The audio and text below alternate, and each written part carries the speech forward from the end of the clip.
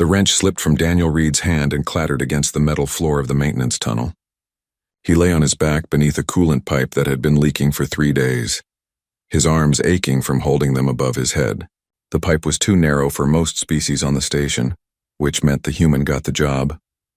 It always worked that way. Through the open panel above him, he could hear voices in the corridor. Hectarian voices, their clicks and chirps translated through his earpiece. "Did you see the human in Bay 6 yesterday? Struggled to lift a single cargo container. Pathetic, soft species. No exoskeleton, no natural armor. I don't understand why the Coalition even accepted them." Daniel kept working. He had heard worse in his 8 months on Harmony 7. The station was a diplomatic hub where dozens of alien species conducted trade and negotiations. Humans were the newest members of the Galactic Coalition, and most aliens saw them as weak curiosities. Fragile, harmless. He finished sealing the pipe and pulled himself out of the tunnel. His uniform was covered in coolant residue, and his shoulders burned from the awkward position. Nobody thanked maintenance workers, especially not human ones. The corridor outside was busy with afternoon activity. A bulwark trader named Grant lumbered past, his 4 massive arms carrying equipment that would take 3 humans to lift. He was 8 feet tall and built like a boulder with fur. He didn't even glance at Daniel. A Vorian diplomat called Lissa walked by next, her reptilian scales gleaming under the station lights. Her species were warriors, known throughout the galaxy for their combat skills and tactical minds. She was having a conversation with another Vorian, speaking in their hissing language about treaty negotiations. Daniel headed toward the maintenance office to file his repair report. The office was near the security center, and as he passed by, he saw a crowd gathered around the main monitor. Tral, the Hectarian security chief, stood at the center. His 8-foot frame and armored exoskeleton made him look like a creature from Earth's ancient past, something that should be extinct. Another mining colony went silent, Tral was saying. His mandibles clicked with agitation. "That makes 4 in 3 weeks. Daniel slowed his pace, listening. "Any survivors?" Someone asked. "None. Same pattern as the others. The entire facility torn apart, everyone gone. No bodies recovered." A bulwark security officer crossed his massive arms. "What kind of predator does this?" "Unknown. Whatever it is moves fast and leaves no witnesses. 3 different species have lost outposts now. It's hunting in the asteroid fields between here and the outer markers." Daniel felt something cold settle in his stomach. He had heard of attacks like this before long ago in classified briefings that most of the galaxy had forgotten. "We need to organize a hunting party," Lisa said, stepping forward. "Track this creature and eliminate it before more colonies fall." Tral's mandibles clicked in agreement. "I'm assembling a team. Vorian trackers, Hectarian warriors, bulwark enforcers. We'll find this predator." Daniel stepped into the security center. "I can help." The room went quiet. Every alien turned to look at him. Several of them made sounds that his translator interpreted as amusement. "You?" Grant said, his voice like grinding stones. "What could a human possibly contribute?" "I have tracking experience." You can barely lift standard equipment," Tral interrupted. "This is a matter for species with actual combat capabilities. No offense, human, but you'd be a liability." Lysa examined him with her cold reptilian eyes. "Your species has no natural weapons, no armor. You're slow by galactic standards and physically weak. This predator has killed trained warriors from 3 different species. What makes you think you'd survive?" Daniel met her gaze. "I've hunted dangerous things before." "On your soft little world?" Grant laughed, a rumbling sound. "I've seen the reports on Earth. Your largest predators are smaller than our children. You've never faced real danger." The other aliens made sounds of agreement. Daniel felt heat rise in his face, but he kept his expression neutral. There was no point in arguing. They had already decided what humans were capable of, and nothing he said would change their minds. "Dismissed, Reed," Tral said, turning back to his team. "Go fix your pipes and leave the hunting to species designed for it." Daniel left the security center. The aliens were already back to planning their expedition, discussing their superior tracking abilities and natural combat advantages. They had forgotten he existed the moment he walked out. He returned to his small quarters in the human section of the station. It was a tiny room with a sleeping pod, a storage locker, and a desk with a personal terminal. He sat down and pulled up the station's database, accessing the reports on the destroyed mining colonies. The more he read, the more certain he became. The pattern of destruction, the speed of the attacks, the complete lack of survivors. He had seen this before. Though the files from that time were sealed behind security clearances, these aliens didn't know existed. Daniel opened a separate screen and entered a code that took him past 3 security barriers. His hands moved quickly across the keyboard, accessing files that were supposed to be locked even to him. His military records. His real military records, not the sanitized version the Coalition had been given, Operation Nightfall. The reclamation zones. Sector classifications that made his current clearance look like public information. He found what he needed in a file marked with enough warnings to make most people close it immediately. There were only 3 known creatures in galactic record that hunted with this specific pattern. 2 of them were extinct. The third was supposed to be Void Stalker. Daniel sat back, his mind racing. If he was right, then every alien on that hunting team was already dead and they just didn't know it yet. Void Stalkers were apex predators from the dead sectors, creatures that evolved to hunt in the dark spaces between stars. They were intelligent, fast, and nearly impossible to kill with conventional weapons. The Coalition's warrior species would try to fight it with strength and natural advantages. That was their way. It was how they had always survived. But Daniel knew something they didn't. On Earth, humans weren't the strongest predators. They weren't the fastest or the most armored. They had survived by being smarter, more adaptable, and more stubborn than anything that tried to kill them. He made his decision. That night, while the station slept in its simulated night cycle, Daniel went to the docking bay. He moved quietly through the corridors, avoiding security patrols. His military training made it easy. The aliens thought humans were clumsy and obvious, but that was because Daniel let them think that. He reached his assigned shuttle, a small maintenance vessel he used for external repairs. He loaded it with equipment from the storage lockers, working quickly and methodically. Magnetic nets, pressure sensors, cryo equipment, tools that the aliens would have dismissed as useless against a predator. The last thing he loaded was a sealed case from his personal locker. Inside were weapons that hadn't seen use in 5 years since he left Earth's reclamation forces. He had hoped he would never need them again. Daniel climbed into the pilot seat and began the launch sequence. The docking bay's automated systems processed his departure request without question. Maintenance shuttles came and went at all hours. As the shuttle cleared the station and accelerated toward the asteroid fields, Daniel allowed himself one moment of doubt. He was going to hunt a creature that had destroyed 3 military outposts and killed dozens of trained warriors. He was doing it alone with improvised equipment and nobody even knew he was gone. The aliens were right about one thing. By their standards, humans were weak, but Daniel had learned a long time ago that strength was relative. And sometimes being underestimated was the greatest advantage of all. The shuttle's navigation system locked onto the coordinates of the last destroyed colony. Daniel settled in for the 3-hour flight, his hands steady on the controls, his mind already planning the hunt. Behind him, Harmony 7 grew smaller in the viewport. Ahead, somewhere in the darkness of the asteroid field, something that had killed without mercy was waiting. Daniel wasn't worried about the creature. He was worried about what would happen when the creature realized it had become the prey. Asteroid K449 rotated slowly against the backdrop of distant stars. Its surface pocked with mining equipment and deadlights. Daniel brought his shuttle in low, scanning for signs of life. The sensors showed nothing. Not even residual heat signatures. Whatever had come through here had been thorough. He docked at the main airlock and checked his equipment one final time before cycling through. The colony beyond was dark and silent. His helmet light cut through the blackness as he moved down the entry corridor, his boots magnetic against the floor in the low gravity. The first thing he noticed was the smell. Even through his suit's filters, he caught traces of it.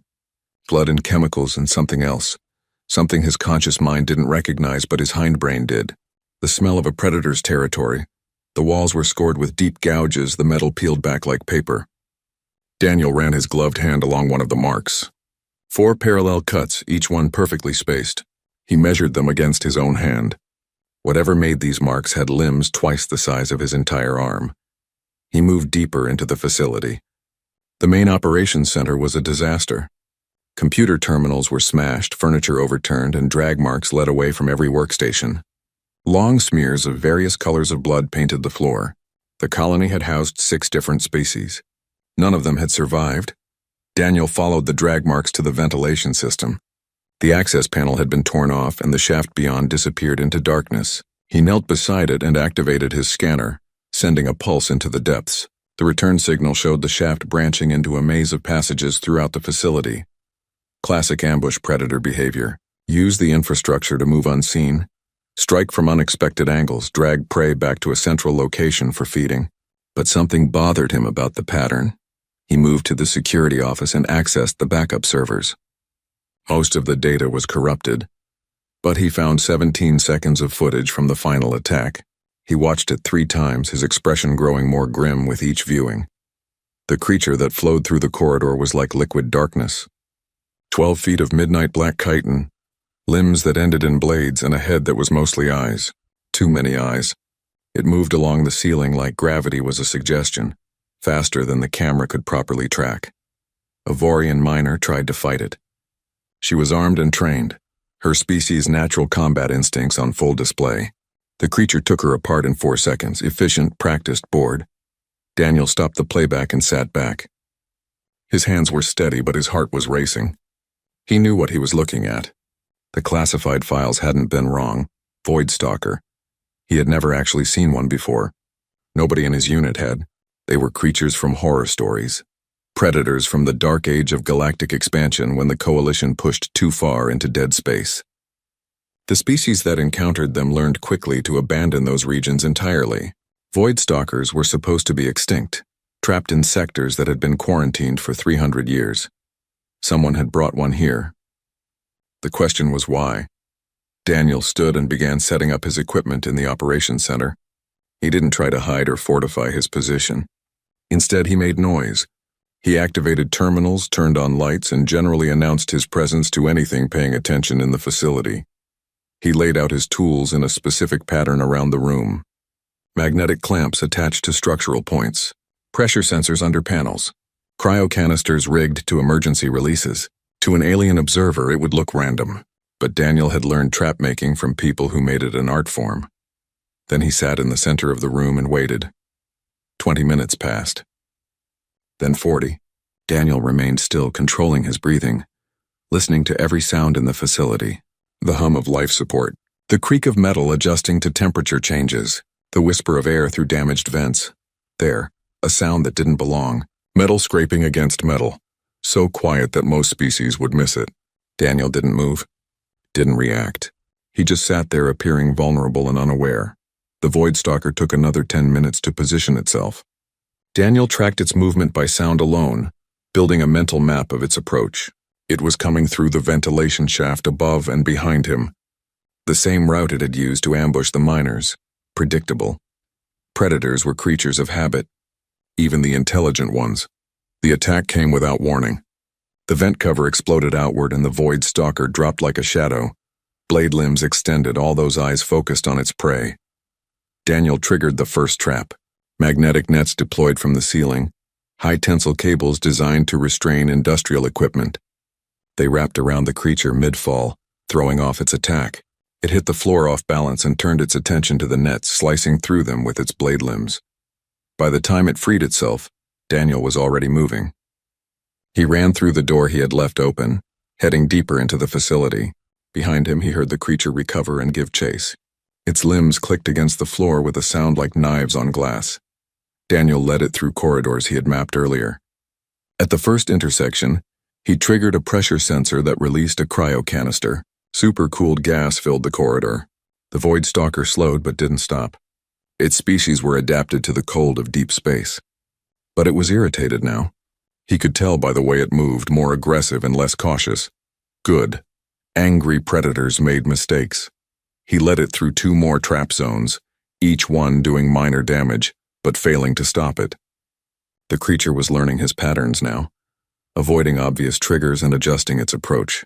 It was smart. That made it dangerous, but it also made it arrogant. Daniel reached the final chamber, a large storage bay that had once held mining equipment. Now it held only the trap he had spent an hour rigging. A cryopod, the kind used to preserve food for long-term storage.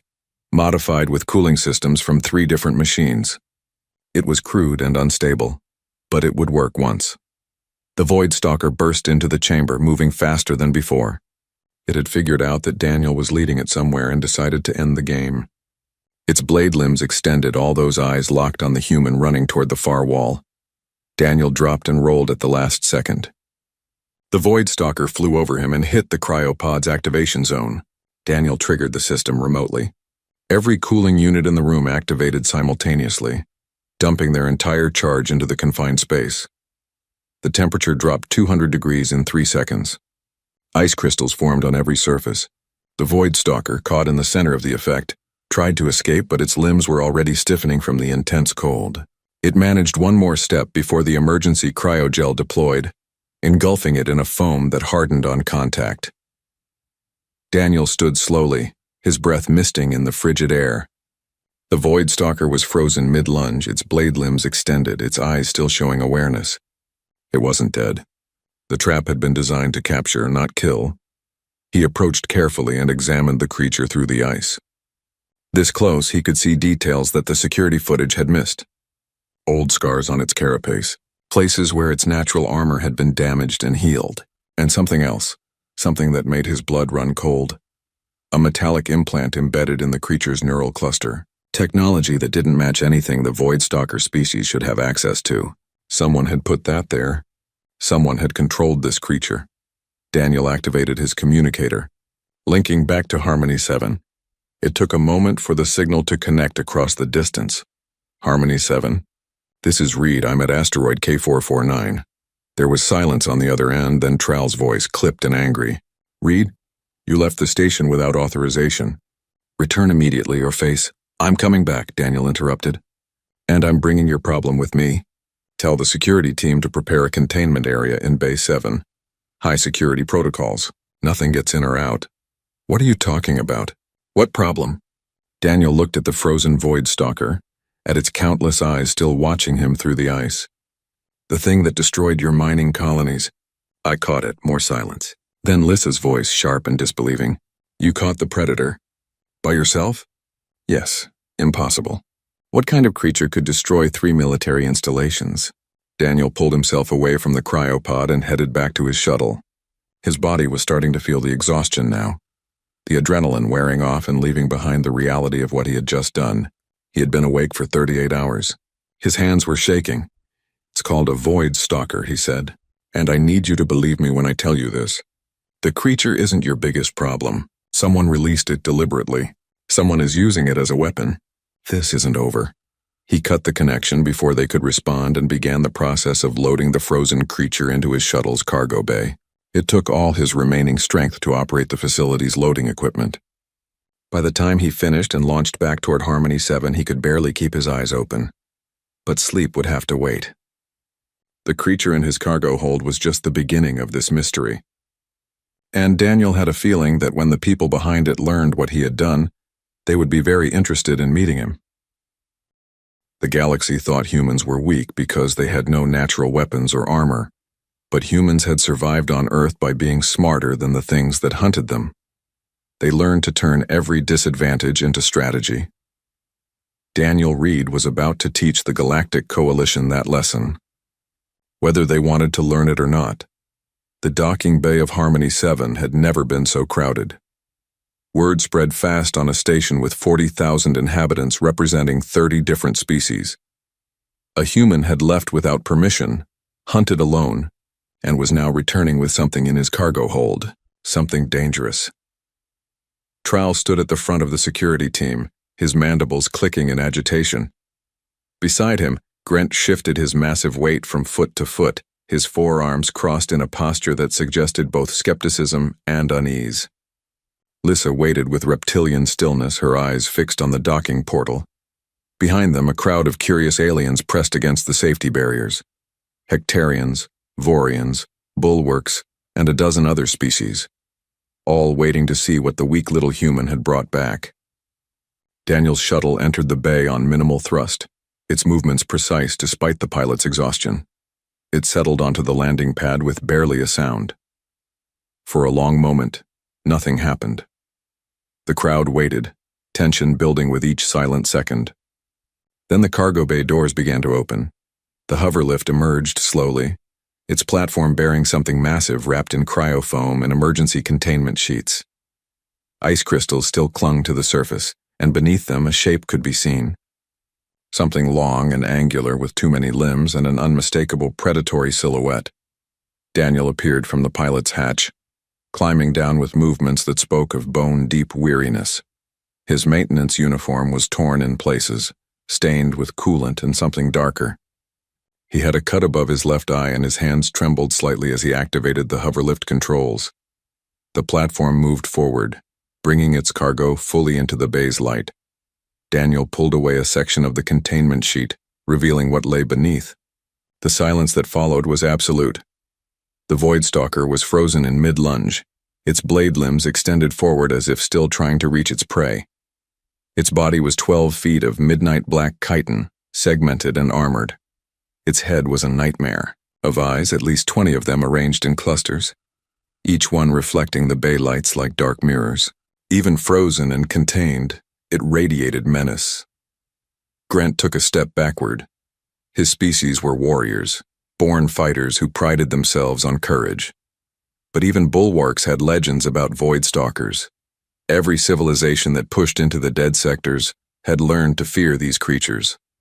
Lysa hissed, a long sound that her translator didn't bother to interpret. Her reptilian eyes were wide, her body locked in a defensive posture that was pure instinct. Trowel approached slowly, his 8-foot frame somehow seeming smaller next to the frozen predator. "This is impossible," he said, his voice lacking its usual authority. "Voidstalkers are extinct. They've been extinct for 3 centuries. "Not extinct," Daniel said. His voice was rough from exhaustion. "Just hidden. Someone kept this one alive and trained it. Or bred it. I found control implants in its neural cluster." "You captured it alone?" Lysa asked. She couldn't seem to take her eyes off the creature. "How?" Daniel swayed slightly on his feet. The bay lights seemed too bright, the noise of the crowd too loud. He reached out to steady himself against the hoverlift. "Can we do this somewhere other than here? I've been awake for 38 hours and I need to sit down." Trowel's mandibles clicked in what might have been concern. He gestured to the medical team waiting at the edge of the bay. "Get him to medical." "No," Daniel said, pulling away from the approaching medics. "Brief first, medical after. This is too important." "You can barely stand," Lysa observed. "I'll stand long enough.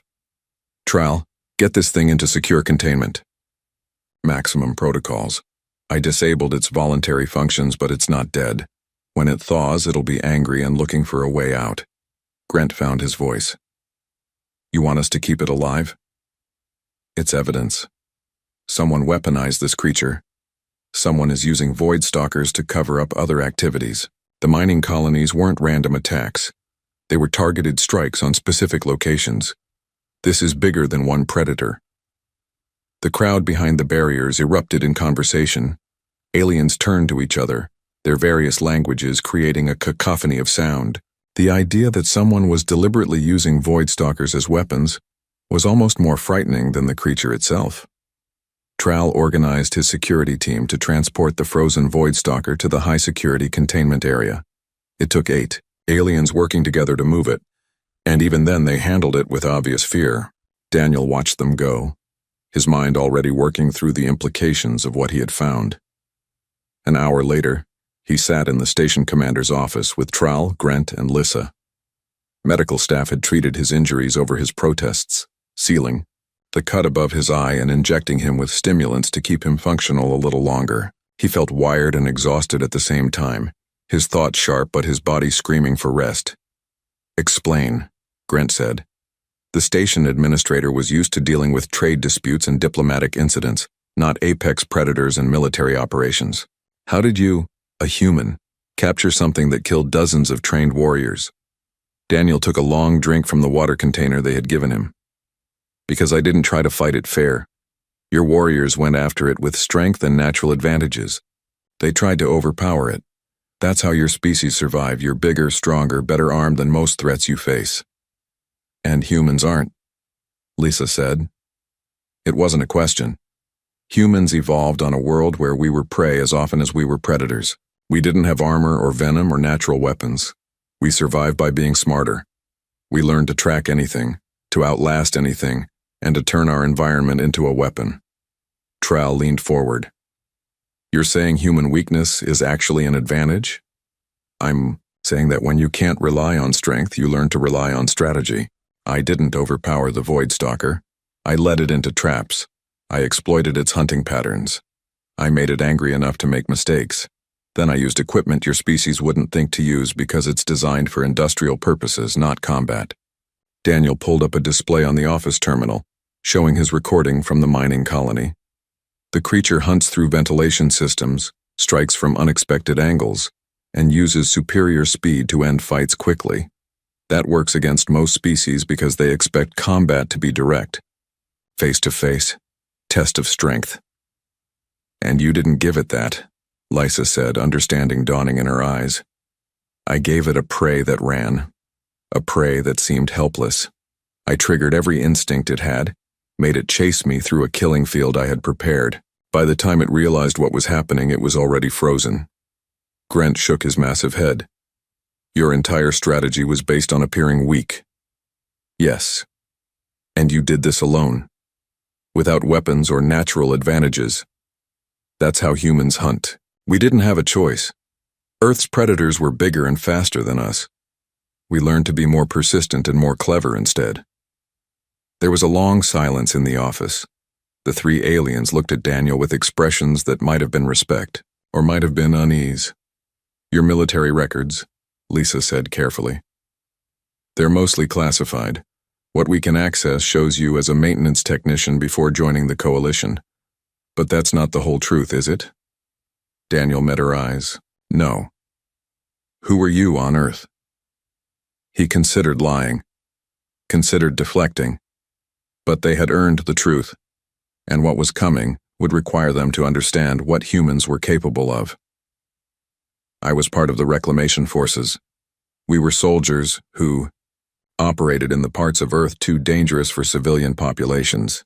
After the ecological collapses and the wars, large areas of the planet became territory for megafauna, creatures that evolved or were engineered to survive in the new environment. Our job was to hunt them when they threatened human settlements. You hunted monsters, Tral said. We hunted things that hunted us. Yes. Lysa accessed a deeper level of the security database, using command codes that made Daniel's eyebrows rise. Whatever she found made her scales pale slightly. Your official record lists 47 confirmed kills. Operation Nightfall.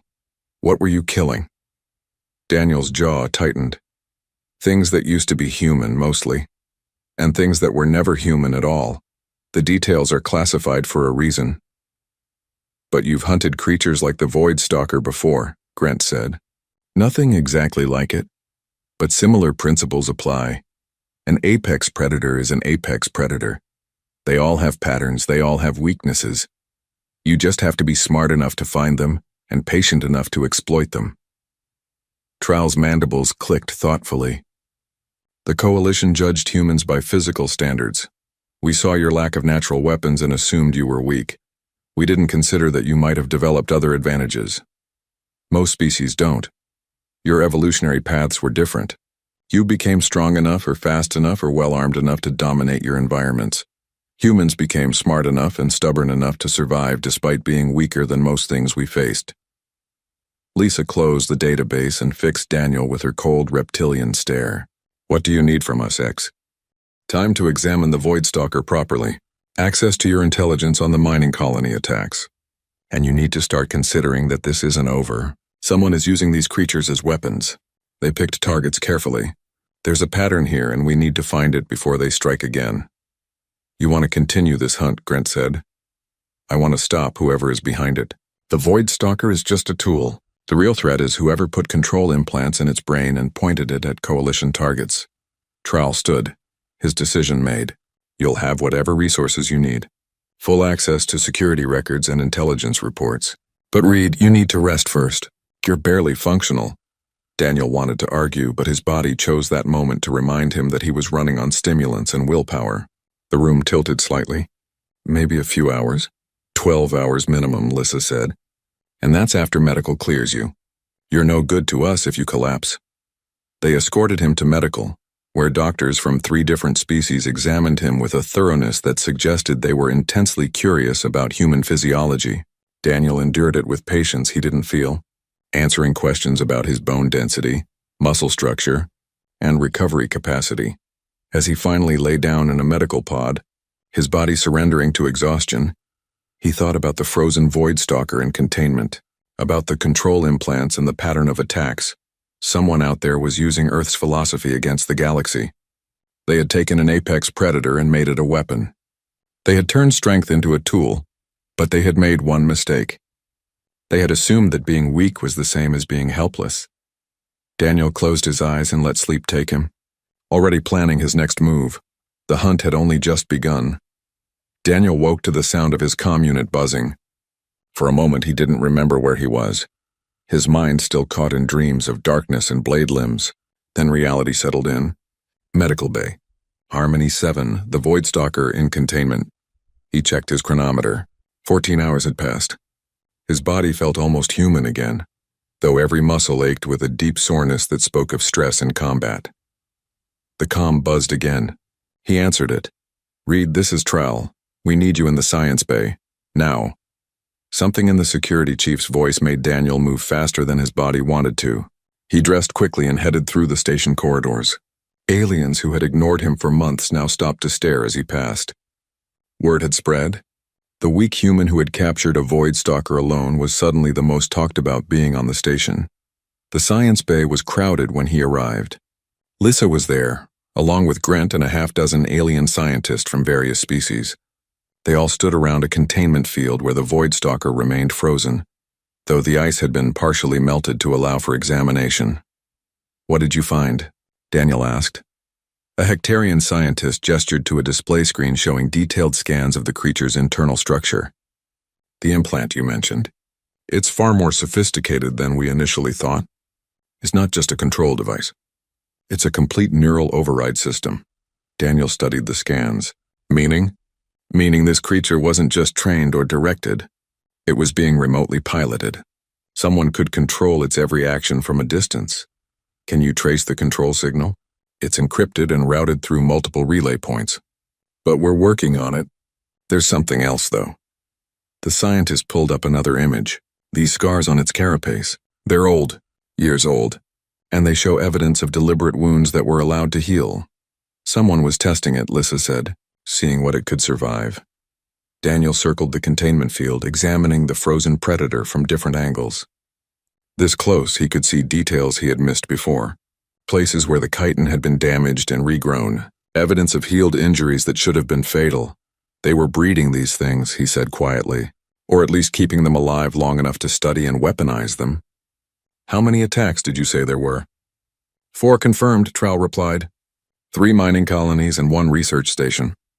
All in the past 6 weeks. And all had survivors report the same type of predator? "No survivors," Trell corrected. "These are the first solid images we have of what attacked them. Your footage from the mining colony and this specimen." Daniel turned to face them. "Then how do you know there were 4 attacks by the same creature? If there were no survivors and no footage, what connected them?" The silence that followed was heavy. Grant spoke first. "The pattern of destruction, the speed of the attacks, the fact that entire facilities went dark without sending distress signals. That's not evidence of the same predator," Daniel said. "That's evidence of similar methods. What if it wasn't one void stalker? What if there are multiple creatures?" The scientists exchanged glances. One of them, a Vorian with pale scales, pulled up a star map. The attacks were spread across a wide area, hundreds of light years apart. For a single creature to cover that distance between attacks would require faster-than-light travel, which void stalkers can't do on their own. Lissa finished. "Someone would have to transport them. Someone with ships and resources." Daniel studied the star map. The 4 attack sites formed a pattern, a rough line that pointed toward something. He traced it with his finger across the display. "What's at the end of this trajectory?" Trell enlarged the map.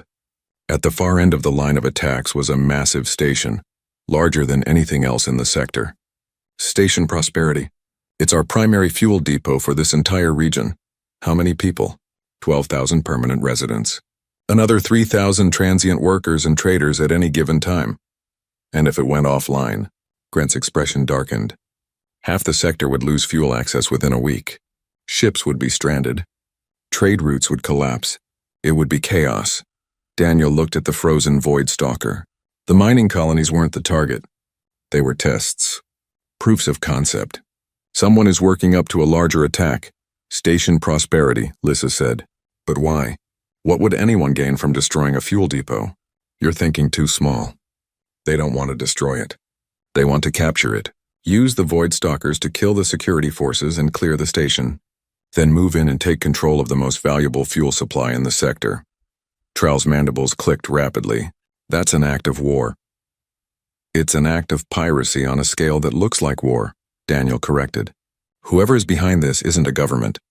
They're too careful, too methodical. This is a criminal organization with serious resources. The Vorian scientists pulled up data on the control implant. If we're right about multiple creatures, then someone has been breeding or collecting void stalkers for years. The resources required would be enormous. Ships, facilities, trained personnel who could handle these predators without being killed. And the technical expertise to create neural override systems that work on one of the most dangerous species ever encountered, another scientist added. Daniel walked back to the star map and studied the timeline of attacks. When is the next supply shipment due at Station Prosperity? Grant checked his terminal. 4 days. It's a major delivery. 3 massive freighters carrying fuel and supplies for the next month. That's when they'll hit it. Maximum chaos, maximum value. The station will be busy with docking procedures and cargo transfers. Security will be spread thin. We should send a warning, Trowell said. Evacuate the station. If we do that, whoever is behind this will know we're onto them. They'll disappear and we'll never find them. They'll just try again somewhere else with a different target. Lysa's eyes narrowed. You want to use the station as bait. I want to stop them. And yes, that means letting them think their plan is working right up until we spring the trap. You're talking about putting 15,000 lives at risk, Grant said. I'm talking about ending this threat permanently instead of just postponing it. If we scare them off, they'll adapt and come back. If we catch them in the act, we can trace them back to their source and shut down the entire operation. Trowell considered this. You're suggesting we let them attack Station Prosperity. I'm suggesting I go to Station Prosperity and prepare for their attack. When they come, I'll be ready. And hopefully so will your security forces. 1 human against multiple void stalkers, Lissa said. You barely survived one. I survived one because I was alone and had to improvise. Give me 4 days to prepare and a proper facility to work with, and I can handle more than one. The question is whether the coalition is willing to trust a human with this. The room was quiet. Daniel could feel the weight of their stares, the calculations happening behind alien eyes. They were judging him by human standards now instead of by their own standards. That was progress. Grant made the decision. You'll have whatever resources you need. But you don't go alone. Trowell will assign a security team to work with you. Security teams are targets. The Void Stalkers will go after armed groups first. I need to be the prey again. That means appearing vulnerable. Unacceptable, Trowell said. I won't send you to your death. Daniel smiled, though there was no humor in it. You're not sending me anywhere. I'm volunteering. And I'm not going to die. I'm going to prove that the weak species can do what all your warriors couldn't. He pulled up the station schematics for Prosperity on the display. I'll need access to these layouts. Complete environmental controls, industrial equipment that can be repurposed, and 3 days of uninterrupted preparation time. And if you're wrong? Lissa asked. If they don't attack Prosperity, then I'll have wasted 3 days and made myself look foolish. But I'm not wrong. This is what humans do. We see patterns. We predict behavior. We hunt by understanding our prey better than they understand themselves. He pointed at the frozen void stalker. These creatures are apex predators, but they're still just animals following instinct and training. The people controlling them are the real threat. And people, no matter what species they are, follow predictable patterns when they think they're smarter than everyone else. Trowell exchanged looks with Grant and Lysa. Some decision passed between them silently. You'll leave in 6 hours, Trowell said. I'm assigning Lissa to accompany you. Non-negotiable. You'll have full access to Station Prosperity's systems, but the station administrator must be informed of the threat. Agreed. But the general population can't know. If word spreads, whoever is watching will abort the operation. Understood. Daniel nodded and turned back to study the star map. 6 hours to prepare, 4 days to turn a fuel depot into a trap, and then he would face whatever came through the darkness wearing the shape of humanity's oldest nightmares. Behind him, the scientists returned to examining the Void Stalker. They were learning its biology, its structure, its weaknesses. That was good. Daniel would need every advantage he could find, because somewhere out in the galaxy, someone was preparing to unleash multiple Void Stalkers on an unsuspecting station. They thought they had planned for every variable. They hadn't planned for humans, and that, Daniel thought, was going to be their fatal mistake. Station Prosperity hung in space like a metal flower, its 8 arms extending from a central hub to create docking points for the massive fuel freighters that kept the sector running. Each arm was large enough to house thousands of workers, and the central hub contained processing facilities that refined raw materials into usable fuel for dozens of different ship types. Daniel stood in the observation deck of the central hub, watching the second freighter complete its docking procedure. Beside him, Lissa monitored her data pad, tracking the movements of every ship in the vicinity. 2 more freighters arrive in 17 hours, she said. That's when you think they'll attack. Maximum confusion. Multiple ships connected to the station. Fuel transfers in progress. It's when security will be most distracted and when success will yield the biggest payoff. Daniel pointed to different sections of the station. I've rigged sections 4 through 9 with environmental controls. Temperature, pressure, gravity, all can be adjusted independently. The station administrator wasn't happy about that, Lisa noted. Pell will be even less happy if Void Stalkers tear through his station without any countermeasures.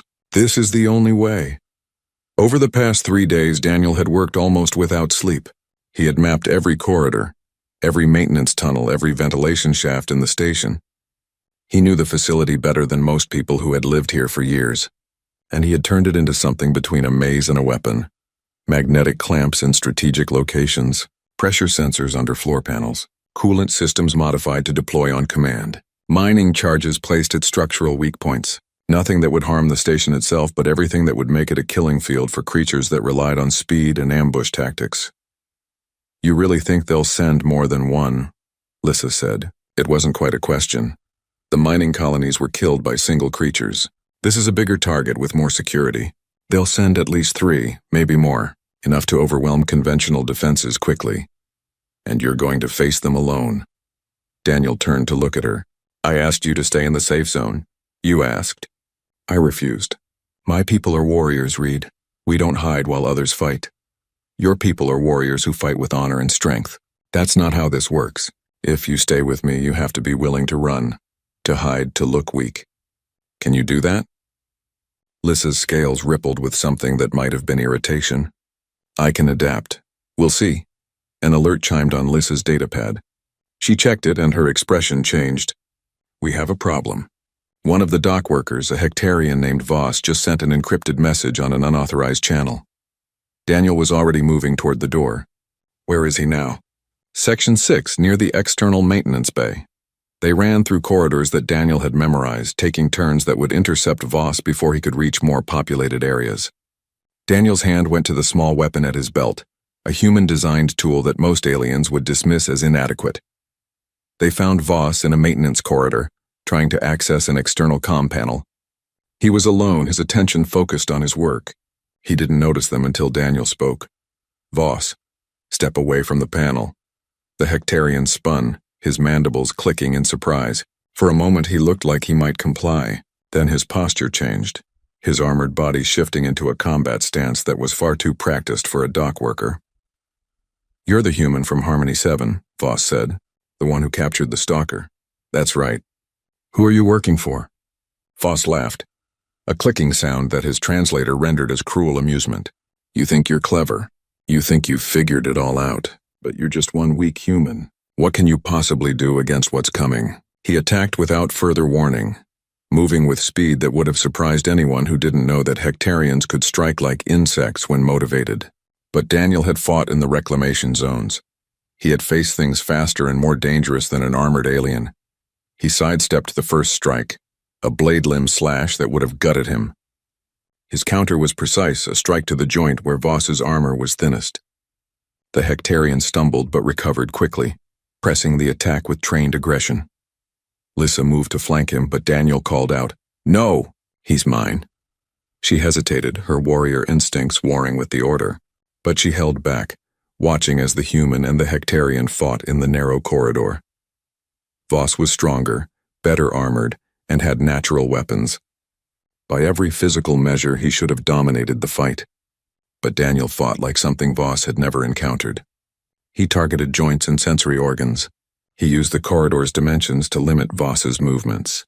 He turned every advantage the Hectarian had into a disadvantage. When Voss lunged forward, Daniel dropped and swept his legs. When Voss tried to use his mandibles, Daniel jammed a pressure point that locked the Hectarian's jaw. It wasn't elegant. It wasn't honorable. It was effective. In less than 2 minutes, Voss was on the ground, his limbs restrained with magnetic cuffs that Daniel had carried specifically for this possibility. "Who are you working for?" Daniel asked again, breathing hard but steady. Voss's eyes showed something like fear now. "The Black Shroud. They're mercenaries, the best in the sector. Why target this station? Control the fuel, control the sector. They've been planning this for years. Breeding the stalkers, testing them, perfecting the control systems. How many are coming?" Voss smiled, showing teeth. 3. More than enough to kill everyone here. More than enough to kill you. You might have caught one by surprise, but you can't fight 3 at once. Nobody can. Daniel pulled Voss to his feet and handed him to Lissa. "Get him to security containment. Then get yourself to the safe zone. I told you, this isn't a debate. If I'm right, we have less than 12 hours before they attack. I need to finish preparations, and I need to know you're not going to get killed trying to help me. Your people are warriors. Mine are survivors. Let me do what I'm designed for." Lissa looked like she wanted to argue, but something in Daniel's expression made her nod. She took Voss and headed toward the security center, leaving Daniel alone in the corridor. He checked his chronometer. 11 hours until the freighters completed docking. 11 hours to finish his trap and prepare for what was coming. He moved through the station, checking each modification he had made, testing each trigger, ensuring that every piece of his plan was ready. The station workers he passed didn't know what he was preparing for. They saw a human moving through their corridors with purpose, and they gave him space. Word had spread about what happened on Harmony 7, about the human who hunted a void stalker alone. Some of the aliens looked at him with respect now, others with fear. Daniel didn't care about either reaction. He just needed them to stay out of his way. In Section 7, he found Pell, the station administrator. The nervous Vorian was reviewing evacuation plans for the 3rd time. "You're certain they're coming," Pell said. "Yes. And you're certain you can stop them?" Daniel met his eyes. "No, but I can try. And trying is better than running. Your species has a strange definition of bravery.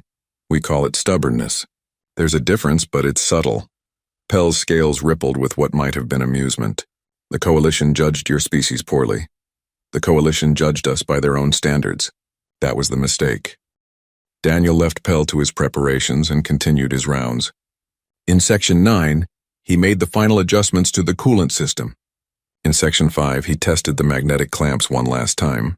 In Section 4, he set the mining charges to remote detonation. Everything was ready.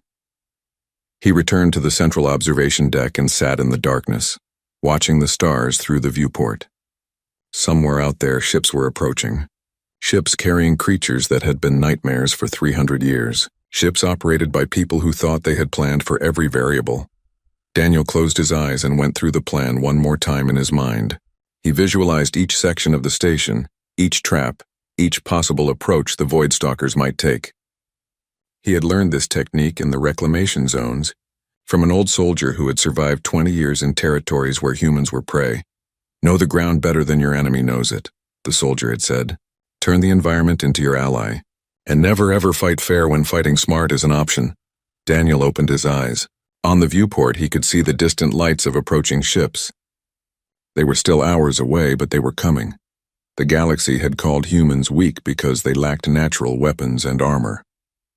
But weakness was relative. and sometimes being underestimated was the most dangerous weapon of all. He stood and activated his comm unit, opening a channel to Lissa in the security center.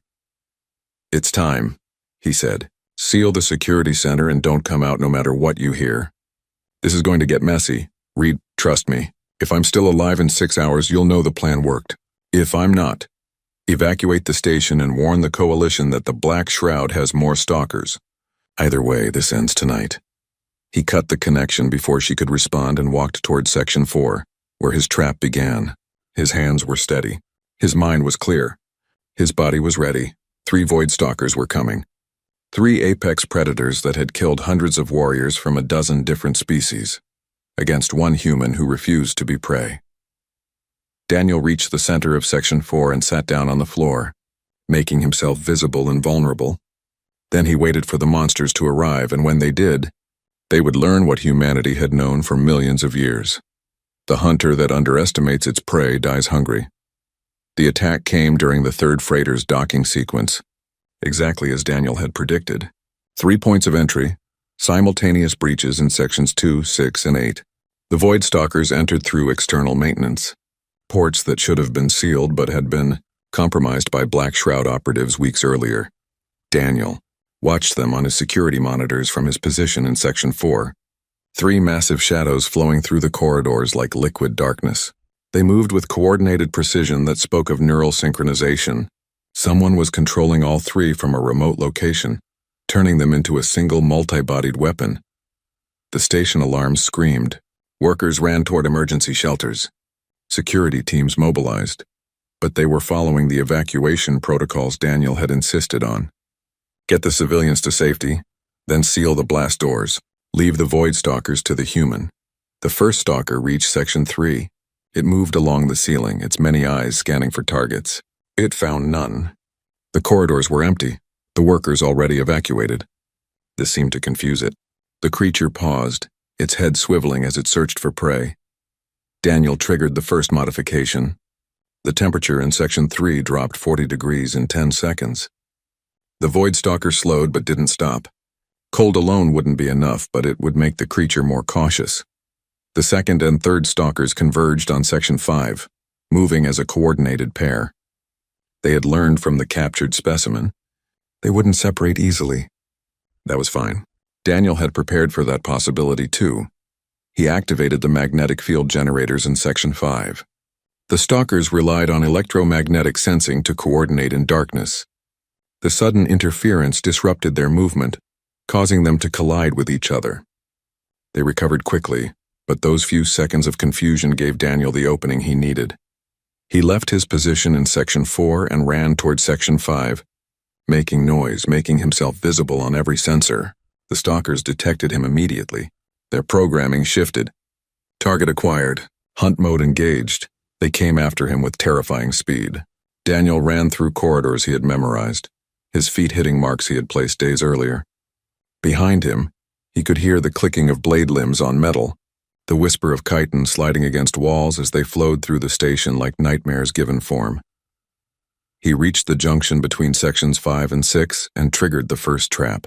Mining charges detonated on structural supports, causing a controlled collapse that sealed the corridor behind him. It wouldn't stop the stalkers, but it would force them to find another route. Buy him seconds. In a hunt, seconds were everything.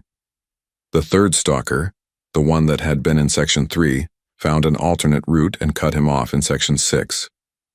It dropped from a ventilation shaft directly in his path, its blade limbs extended. All those eyes focused on him with predatory certainty. Daniel didn't try to fight it. He dove to the side and triggered the floor panels. Magnetic clamps engaged, grabbing the stalker's limbs and holding them for a fraction of a second. The creature tore free almost immediately, but that moment was enough. Daniel was already moving, running deeper into Section 6 where he had prepared something special. The stalker followed, joined now by the other 2 who had found their way around the collapsed corridor. All 3 converged on their prey, moving faster now, certain of their kill. The fuel processing center in Section 6 was a massive chamber filled with pipes, tanks, and machinery. Daniel ran into the center of it and stopped, turning to face the creatures pursuing him.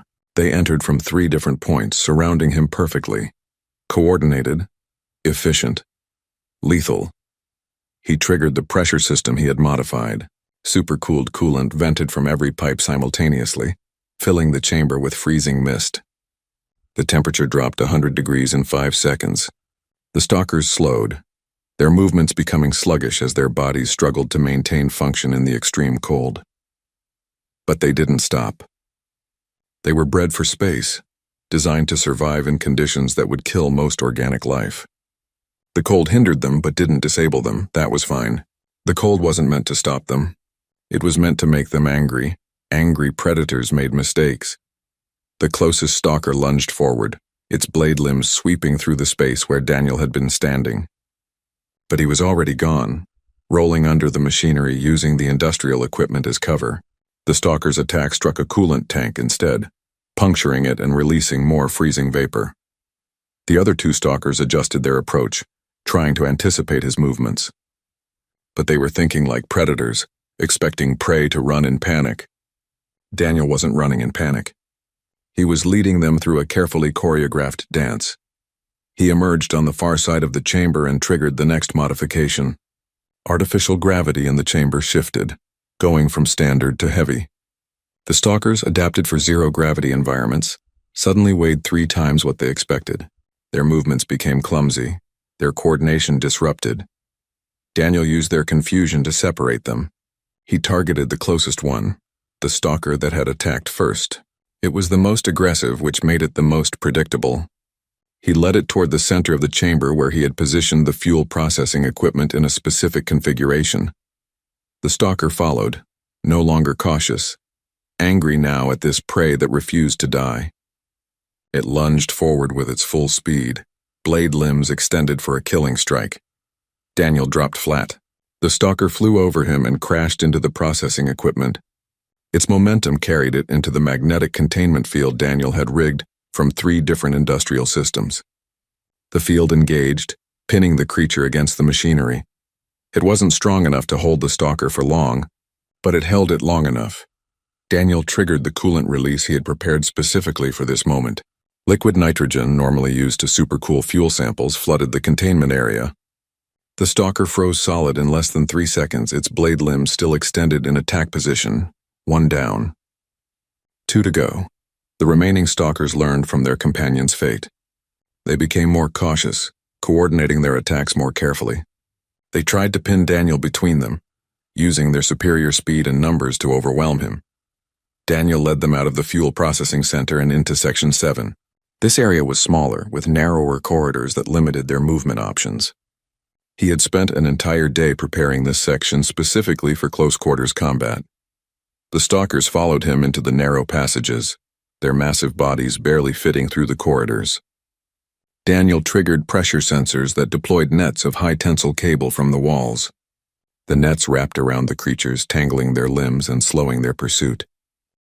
They tore through the nets, but each one bought Daniel precious seconds.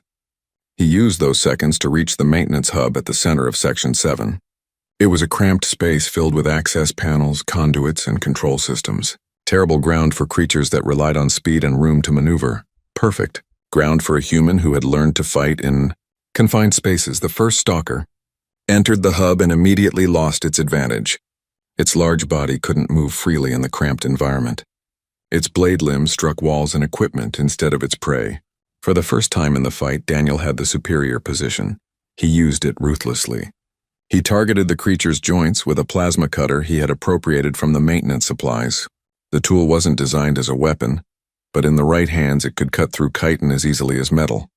The stalker tried to adapt, tried to use its superior strength to tear through the equipment and reach him, but every move it made exposed another vulnerable joint, another sensory organ, another weak point that millions of years of evolution had hidden, but that human pattern recognition had learned to find. The fight lasted 4 minutes. To Daniel, it felt like hours. Every second was a calculation. Every movement a decision that meant life or death. The stalker was faster and stronger, but Daniel knew the space better. He had prepared the ground. He had turned the environment into his weapon. When it was over, the stalker lay on the floor of the maintenance hub, its neural cluster destroyed by a precise strike with the plasma cutter. It wasn't frozen like the first one. It was dead, 2 down. 1 to go. The final stalker didn't enter the maintenance hub. It had learned. Instead, it waited outside, patient now, understanding that it needed to change tactics. The neural link between the creatures had given it all the information from its fallen companions. It knew how the human fought. It knew his tricks. Daniel emerged from the maintenance hub slowly, his body screaming exhaustion, his hands shaking from adrenaline. The stalker waited in the corridor, motionless, all its eyes focused on him. For a long moment they watched each other. Predator and prey, hunter and hunted, neither sure anymore which was which. Then the stalker attacked with everything it had. No coordination with dead companions, no caution, just pure predatory speed and violence. Daniel didn't run. He stood his ground and triggered the final trap. Every modification he had made to sections 4 through 9 activated simultaneously. Temperature extremes, gravity shifts, magnetic fields, pressure changes. The entire station section became a chaotic environment that shifted every 2 seconds. The stalker's coordination failed. Its electromagnetic senses were overwhelmed. Its body struggled to adapt to the constantly changing conditions. It became disoriented, confused, vulnerable. Daniel moved through the chaos with practiced precision. He had spent 3 days memorizing every trigger, every change, every shift in the environment. He knew what would happen and when. The stalker was reacting. Daniel was anticipating. He led it to Section 9, to the central hub where he had prepared his final trap. The observation deck where he had started this hunt hours earlier. The viewport showed the stars beyond, beautiful and cold and infinite. The stalker followed him onto the deck, its movements now erratic, its control system failing as interference overwhelmed the remote pilot trying to coordinate it. For the first time, the creature was acting on instinct alone. Daniel faced it in the center of the observation deck. No more traps, no more tricks, just a human and a void stalker in direct confrontation. They fought for 7 minutes. The stalker was stronger, faster, better armed. Daniel was exhausted, injured, running on determination alone. But he had one advantage that the creature couldn't match. He refused to quit. Every time the stalker thought it had won, Daniel found another reserve of strength. Every time it thought it had landed a killing blow, Daniel turned it into a grazing strike.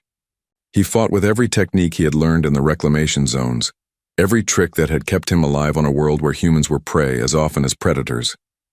The final strike was almost anticlimactic. The stalker overextended on a lunge, its exhaustion finally showing. Daniel stepped inside its reach and drove his knife into the neural cluster that Lisa's research had identified as the weak point. The blade was human-made, designed for combat in environments where plasma cutters wouldn't work. It was enough. The void stalker collapsed, its systems shutting down, its many eyes going dark one by one. Daniel stood over it, breathing hard, blood running from a dozen cuts, his body trembling with exhaustion. Then he collapsed, his legs finally giving out. He sat with his back against the viewport, staring at the 3 dead void stalkers scattered across the station sections. 3 apex predators, 3 creatures that had killed hundreds of warriors from species far stronger than humans, all dead because one human refused to be prey. His comm unit buzzed. Lisa's voice came through, tight with emotion. "Reed, are you alive?" "Yes." "The stalkers?" "Dead or captured. All 3 neutralized." There was a long silence. "Security teams are sweeping the station. We found the Black Shroud ship trying to retreat. Traal's forces have them contained. It's over. Good. You did it. You actually did it." Daniel closed his eyes, leaning his head back against the viewport. "I did what humans do. I survived. The medical teams found him 20 minutes later. They treated his injuries with a thoroughness that suggested they were still intensely curious about human biology. Daniel endured it patiently, answering their questions, allowing them to scan and measure and study. Over the next 3 days, the full picture emerged. The Black Shroud had been breeding void stalkers in a hidden facility in the dead sectors. They had planned to use them to seize control of critical infrastructure throughout the coalition. Station Prosperity was meant to be their first major success, proof of concept for a much larger operation. Daniel's actions had ended that plan permanently. Coalition forces raided the Black Shroud facility and recovered 12 more void stalkers, all destroyed or captured. The organization itself was dismantled, its leaders arrested, its resources seized. Grant came to see Daniel in medical. The massive bulwark stood awkwardly at the foot of the bed, his forearms clasped in a gesture that suggested respect. "The Coalition owes you a debt," Grant said formally. "Your actions saved not just this station, but potentially dozens of others. I did my job. You did more than your job. You proved something that the galaxy needed to learn. That strength comes in many forms. That being physically weak doesn't mean being helpless, or is that the official statement?" Grant smiled, an expression that looked strange on his massive features. "The official statement is more diplomatic. But that's what it means. The Coalition judged your species poorly. We saw your lack of natural weapons and assumed you were inferior. We didn't consider what advantages you might have developed instead. And now we're reassessing everything we thought we knew about strength and weakness, about what it means to be a warrior species." Grant paused. "There's a position available. Special consultant to Coalition security. You would work with Tral to develop new training protocols, teach other species to think the way humans think, to fight the way you fight." Daniel shook his head. "I appreciate the offer, but no. I'm a maintenance worker. That's enough for me. After everything you've done, you want to go back to fixing pipes? I saw enough monsters in the reclamation zones. I left that life because I wanted to fix things instead of break them. This was necessary, but it's not who I want to be." Grant studied him for a long moment, then nodded. "I understand. The offer remains open if you change your mind." Lisa came last. She sat beside his bed and looked at him with her cold reptilian eyes. "I've been reviewing the security footage, watching how you fought. It was nothing like how Vorians fight. I know. You ran when you could have stood your ground. You used tricks instead of facing them directly. You turned your environment into a weapon instead of relying on your own strength. That's how humans survived on Earth. It's brilliant. Cowardly by our standards, but brilliant." Daniel laughed, though it hurt his injured ribs. "We never had the luxury of fighting with honor. We had to fight smart or die. That's not cowardice. That's adaptation. I'm beginning to understand the difference." Lisa stood to leave, then paused. "The station workers have been asking about you. They want to thank the human who saved them, but I told them you needed rest. Was that correct?" "Yes, thank you." "Reed, can I ask you something personal?" "Sure. Do you miss it? The hunt, the danger, the feeling of facing something stronger than you and winning anyway." Daniel thought about it carefully. "Sometimes, but I miss having a quiet life more. The hunt is exciting, but it's also exhausting. And every time you win, you know there will be another fight eventually. Another monster. Another threat. I wanted off that cycle. And yet you volunteered to come here, to face the stalkers alone, because it was necessary. Because people would die if I didn't. That's different than seeking out danger for its own sake." Lisa nodded slowly. "Your species is very strange, we know.